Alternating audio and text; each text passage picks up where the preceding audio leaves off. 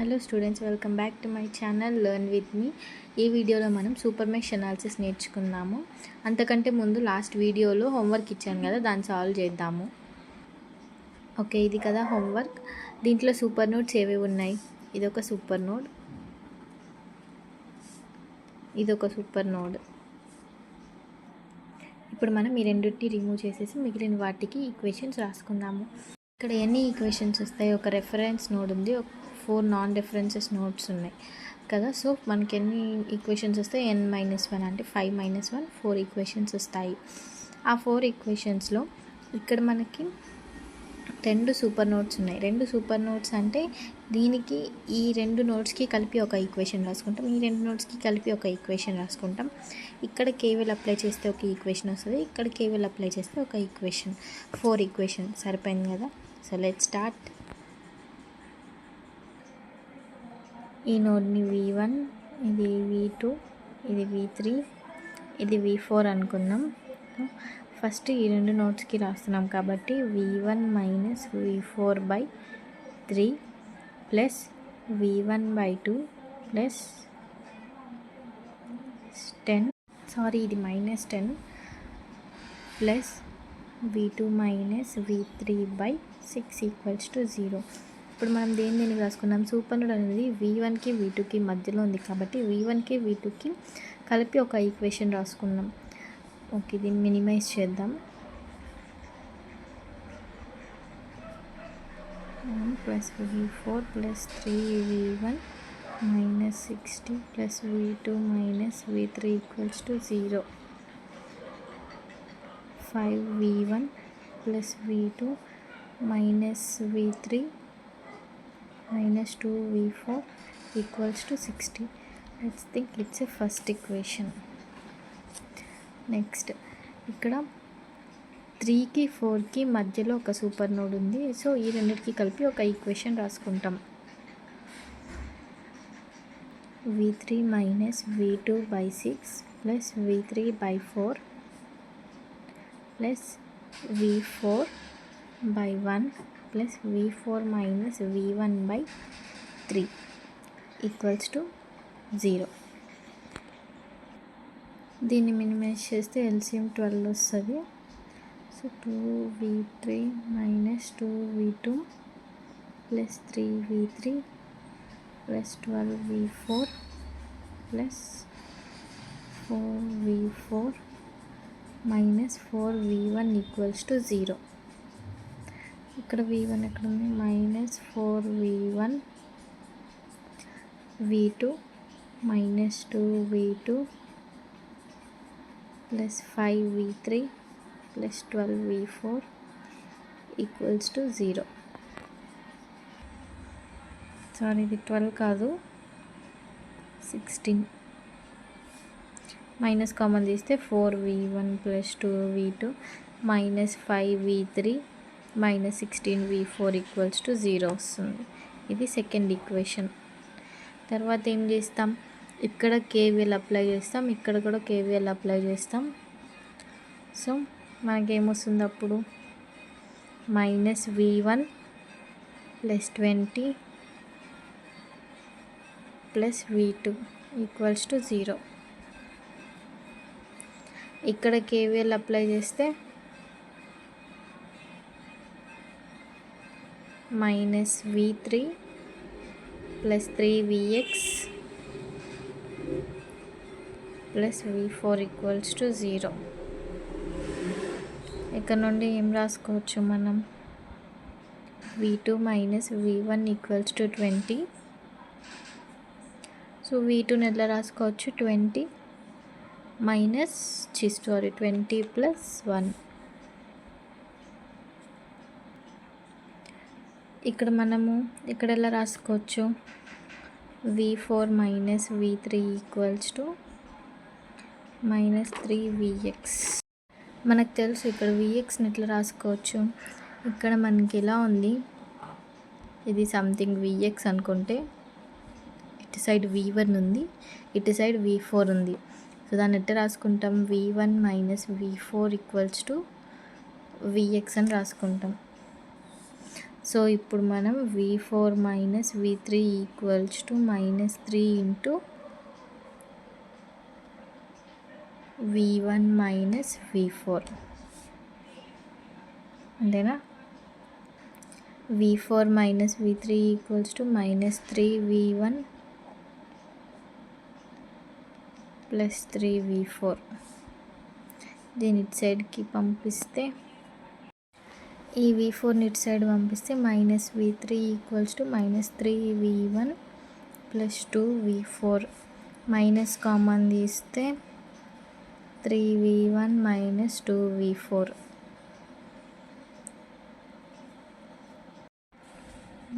ఇది వచ్చి third equation, ఇది ఫోర్త్ ఈక్వేషన్.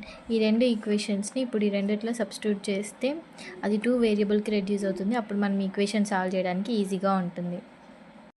ఈ థర్డ్ అండ్ ఫోర్త్ ఈక్వేషన్స్ని వీటిలో సబ్స్టిట్యూట్ చేసి వాటిని సాల్వ్ చేస్తే ఇంకా ఆన్సర్స్ వచ్చేస్తాయి. సో మనం ఇంకా నెక్స్ట్ టాపిక్లోకి ఎంటర్ అయిపోదాం, సూపర్ మెష్ అనాలిసిస్లోకి. ఇది same as it is super nodal analysis లాగానే ఉంటుందండి. ఇక్కడ మనకి కరెంట్ సోర్స్ అనేది నార్మల్ మెష్ అనాలిసిస్లో ఒక మెష్కి సంబంధించిన కరెంట్ సోర్స్ మాత్రమే ఉంటుంది. అంటే ఈ మెష్లో ఈ కరెంట్ ఫ్లో అవుతుంది, ఈ మెష్లో ఈ కరెంట్ ఫ్లో అవుతుంది. ఇలా కరెంట్ సోర్స్ ఉంటే ఎలాంటి ప్రాబ్లం ఉండదు.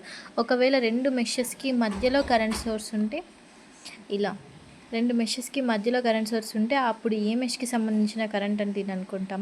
సో ఇప్పుడు మనం ఇలాంటి క్వశ్చన్స్ని సాల్వ్ చేయబోతున్నాం. ఇలాంటి క్వశ్చన్స్ అప్రోచ్ అయినప్పుడు ఫస్ట్ మనం నోడల్ అనాలిసిస్లో ఏం చేసాం, వోల్టేజ్ సోర్స్ రెండు నాన్ రెఫరెన్సెస్ నోడ్స్కి మధ్యలో ఉంది కాబట్టి దాన్ని రిమూవ్ చేసి సాల్వ్ చేసుకున్నాం. సో ఇక్కడ కూడా సేమ్ ప్రాసెస్ అనమాట. ప్రాసెస్ అంతా సూపర్ నోడ్లో సూపర్ మెష్లో సేమ్గానే ఉంటుంది. సో ఫస్ట్ మనం దీన్ని రిమూవ్ చేసేసి మిగిలిన వాటికి ఈక్వేషన్స్ రాసుకుంటాము.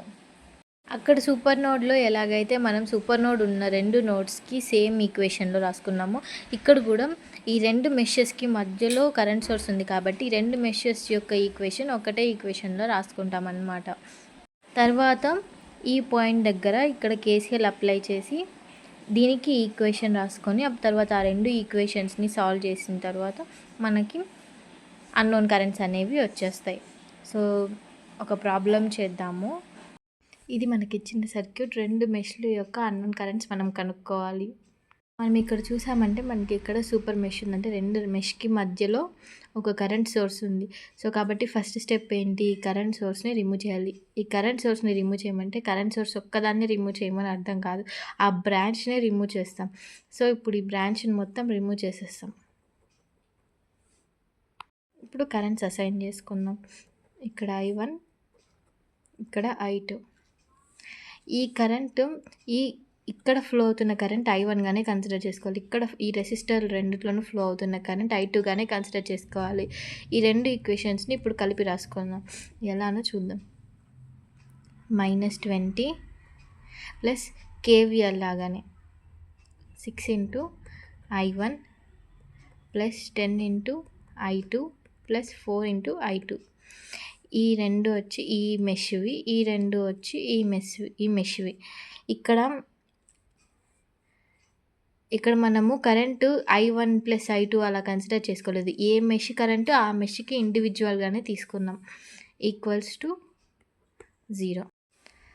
ఏమవుతుంది, -20 plus 6I1 plus 14I2 equals to 0. 6I1 plus 14I2 equals to 20. ఇది ఫస్ట్ ఈక్వేషన్. తర్వాత ఏమన్నాం, ఇక్కడ కేసీఎల్ అప్లై చేయాలనుకున్నాం. ఇక్కడ కానీ ఈ నోట్ దగ్గర కానీ ఈ నోట్ దగ్గర ఎక్కడ అప్లై చేసినా ఒకటే. మనం ఇక్కడ అప్లై చేద్దాం. ఇక్కడ I1 ఇలా వస్తుంది, ఈ డైరెక్షన్లో వస్తుంది. I2 ఈ డైరెక్షన్. ఇక్కడ కరెంట్ సోర్స్ ఈ డైరెక్షన్. ఇప్పుడు ఇక్కడ కేసీఎల్ అప్లై చేస్తే 6 plus I1 equals to I2 అవుతుంది. అంటే I1 minus I2 equals to -6. ఇప్పుడు ఇది సెకండ్ ఈక్వేషన్. ఈ రెండు ఈక్వేషన్స్ని సాల్వ్ చేస్తే మనకి అన్నోన్ కరెంట్స్ వస్తాయి. ఎలా సాల్వ్ చేస్తాం, 6I1 plus 14I2 equals to 20. ఈ ఈక్వేషన్ని మనం 6తో మల్టిప్లై చేస్తాం. సెకండ్ ఈక్వేషన్ని 6i1 minus 6i2 equals to minus 36. 6i1 plus 14i2 equals to 20. Subtraction చేస్తాం, సింబల్స్ చేంజ్ అవుతాయి కదా, ఇది క్యాన్సిల్ అయిపోతుంది. 20i2 minus 20i2 equals to minus 56. i2 equals to 56/20. Next 56/20 అంటే ఎంత వస్తుంది? 2.8 amperes. తర్వాత ఈ i2ని ఎత్తుకెళ్ళి దీంట్లో సబ్స్టిట్యూట్ చేస్తాం. i1 minus i2 equals to minus 6. i2 value మనకు తెలుసు కాబట్టి i1 equals to minus 6 plus i2 value ఎంత? 2.8. సో 6 plus 2.8 ఎంత అవుతుంది? 3.2 minus 3.2 amperes. సో ఇలా అన్నమాట. ఇప్పుడు ఒక ఐడియా వచ్చింది కదా మీకు మెష్ కరెంట్స్ని ఎలా కనుక్కోవాలనేసి. ఫస్ట్ ఏం చేస్తామంటే ఈ సూపర్ మెష్ ఉన్న బ్రాంచ్ని రిమూవ్ చేసి తర్వాత అన్నోన్ కరెంట్స్ని అసైన్ చేసుకొని ఇండివిజువల్ కరెంట్స్ ఏ రెసిస్టర్స్ ఏ కాంపోనెంట్స్కి ఉన్న కరెంట్ అదే కాంపోనెంట్స్కి రాసుకుంటూ సేమ్ ఈక్వేషన్లో రాసుకోవాలి. అది ఫస్ట్ ఈక్వేషన్ అవుతుంది. తర్వాత కేసీఎల్ అప్లై చేస్తాం. ఎక్కడ అప్లై చేస్తాం? సూపర్ మెష్ ఉన్న దగ్గర కేసీఎల్ అప్లై చేస్తాం. అది ఉన్న ఏ నోడ్కైనా అప్లై చేసుకోవచ్చు. ఏ నోడ్కి అప్లై చేసినా సేమ్ ఈక్వేషన్ వస్తుంది. తర్వాత ఈక్వేషన్స్ని సాల్వ్ చేస్తే